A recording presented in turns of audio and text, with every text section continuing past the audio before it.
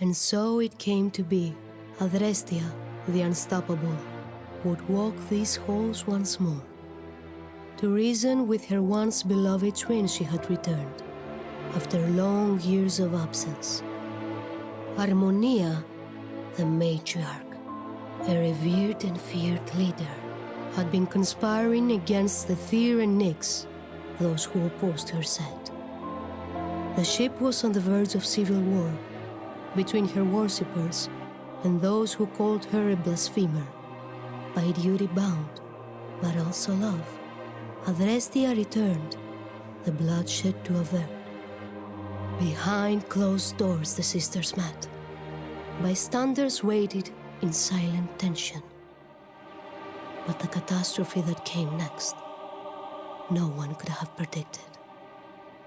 The massive doors blew off their hinges. Decay and erosion followed. Adrestia herself was violently expelled into the void.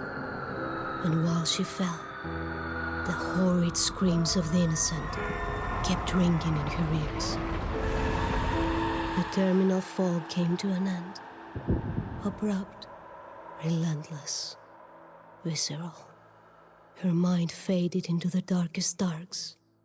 Oblivion swept over her, rigid and unrelenting, like the soaring tide.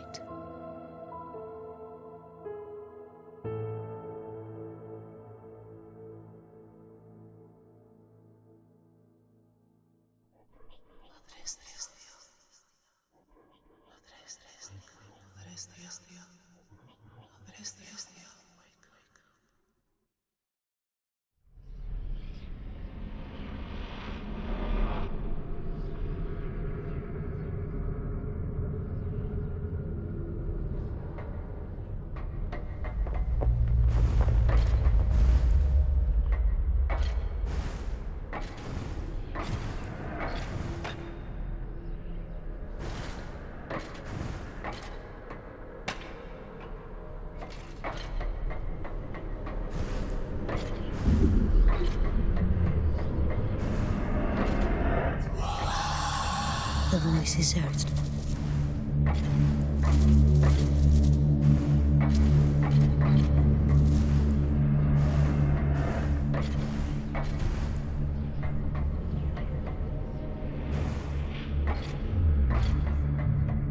Groaning and sighing, awakened from a slumber deep, this place of oblivion and shadows reacted to her newfound awareness.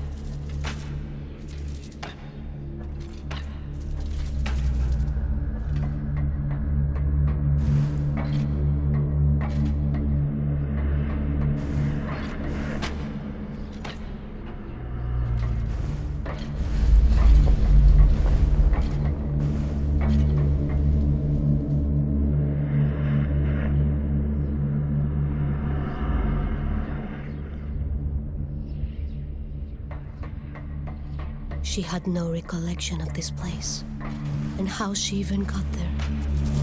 The last thing carved in hazy memory, her sister's raging grimace.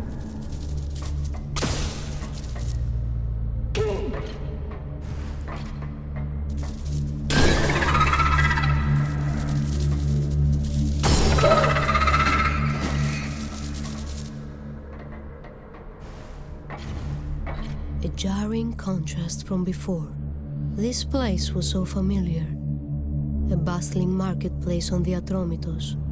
She almost felt at home. This was a dream. That much was clear. A frayed and distant memory. There she was. Harmonia, still a child. Her vision of a secret place. Sharing in excitement.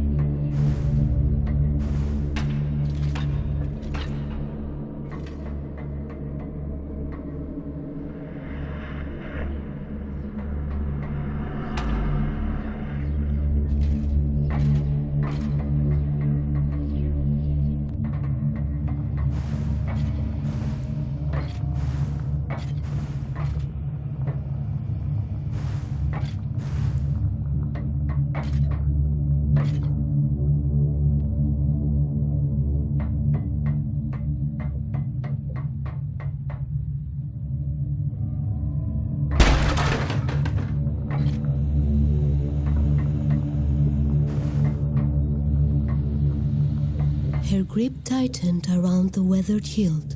Her combat instinct writhed. If this forsaken place wanted to keep her as a prisoner, her blade it would now taste.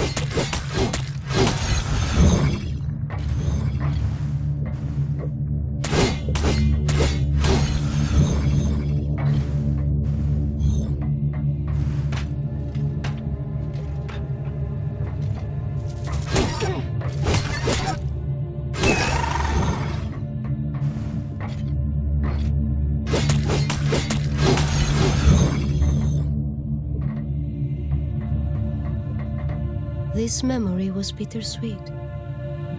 The day they came of age. And as was the tradition, a prophecy of what their future held, they sought together. Their innocence they left behind that day. A prophecy, horrendous. With an empty gaze, the oracle decreed, Harmonia's golden thread of life, Adrestia would sever.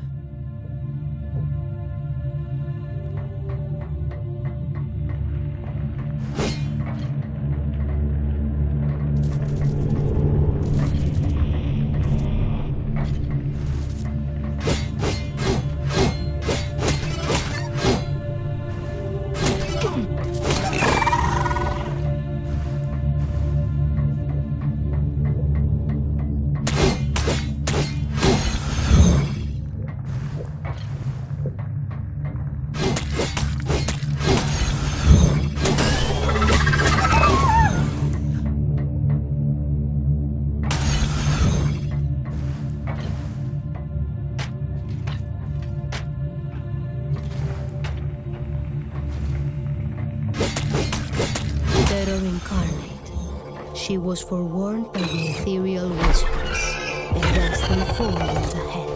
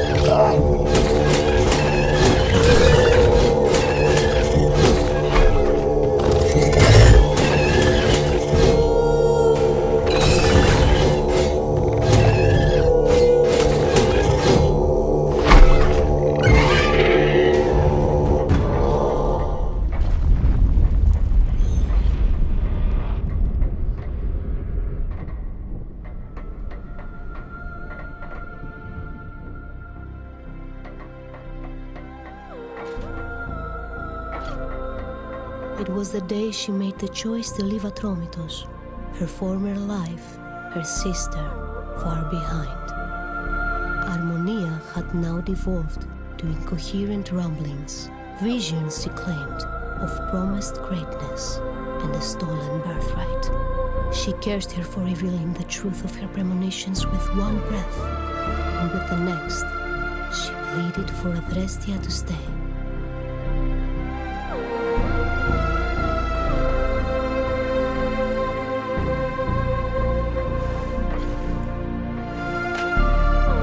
Pulsing with anticipation, the voices pressed her onward.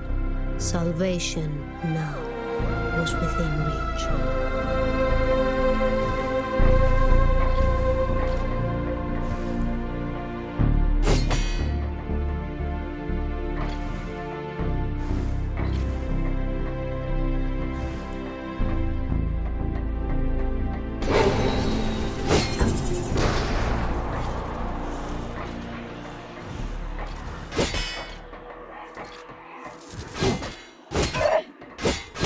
As oblivion stretched and closer drew, the smallest of sparks appeared, and when to a pulsing beacon it grew, the voices, hesitant, sounded once again.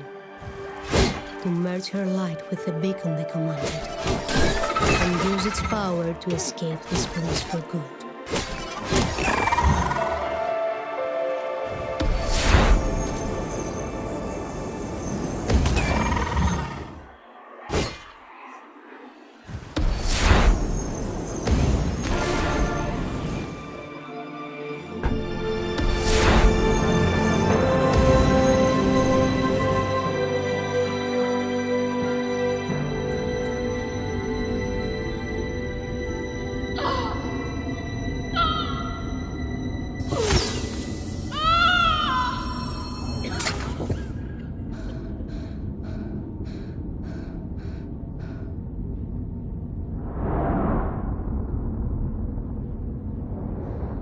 The light ever burning, Aether himself, the beginning of all, then spoke.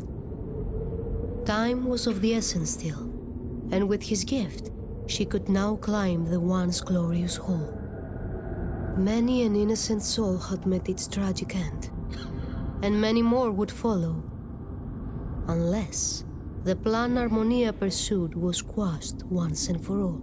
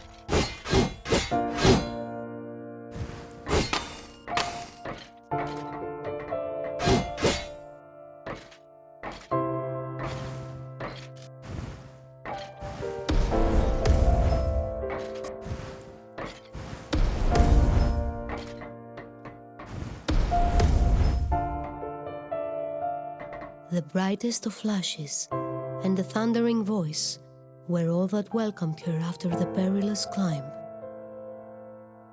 A potent force, unseen, relentless, shoved her back and down again, forcing her into a spiraling fall.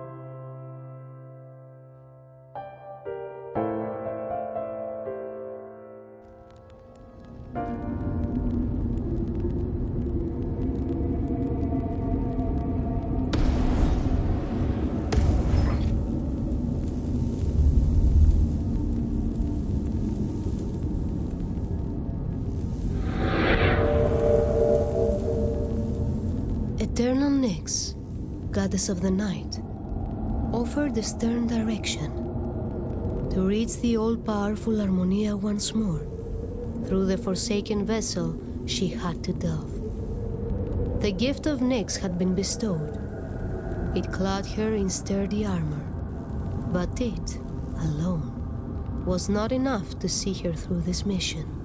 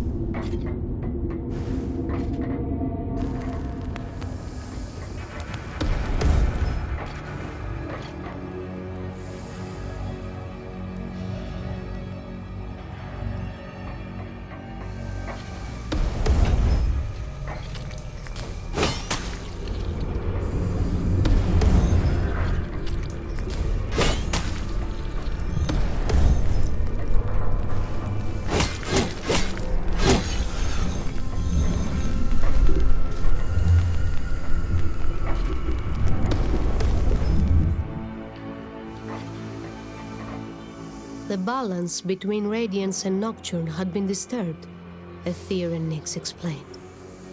The source of all this misery and pain, meddling and foolish mortals. The equilibrium Adrestia needed to restore and be the savior of the cosmos.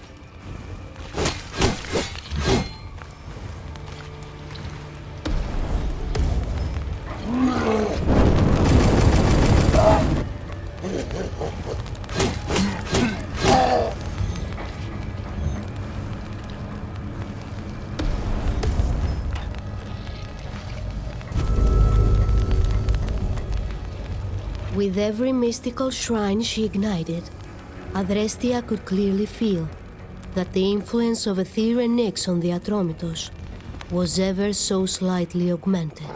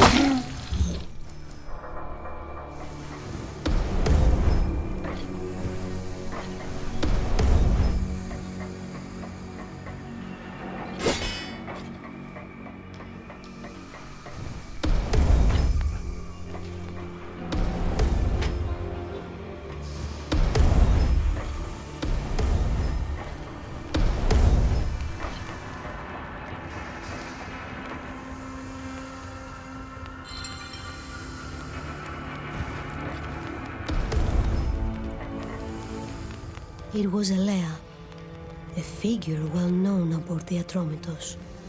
She was a benevolent soul with a gentle heart that cared for the unfortunate. The rescue capsules were inert. Many survivors were stranded. She intently pleaded for Adrestia's help to save all who were in need.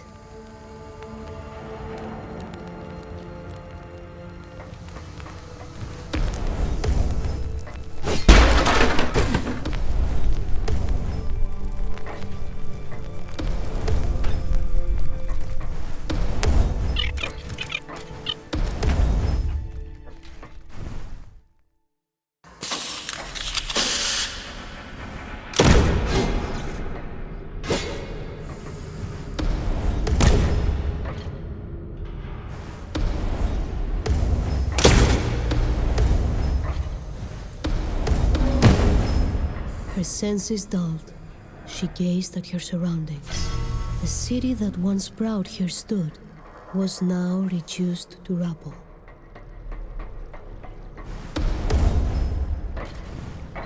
To the statue of Harmonia his gaze affixed. The man seemed lost in thought. But as Adrestia slowly approached, he swiftly turned to face her. It was Hephaestus standing there, an artisan renowned. His engineering skills and artistry were famous far and wide. He pleaded for aid. The ship could still be saved if all the pieces of a shattered necklace could be found.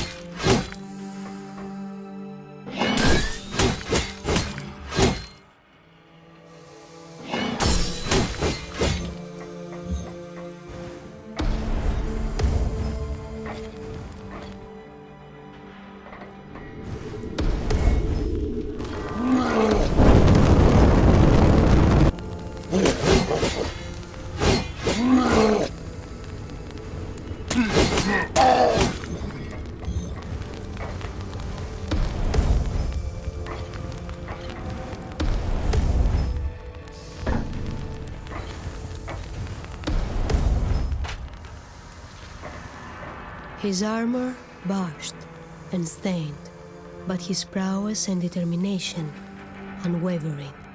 Aris, the captain of the Atromitos Watch, as stealth and vigilant as she remembered. He would stand guard, he said, if she could find a way for the security measures to be lifted.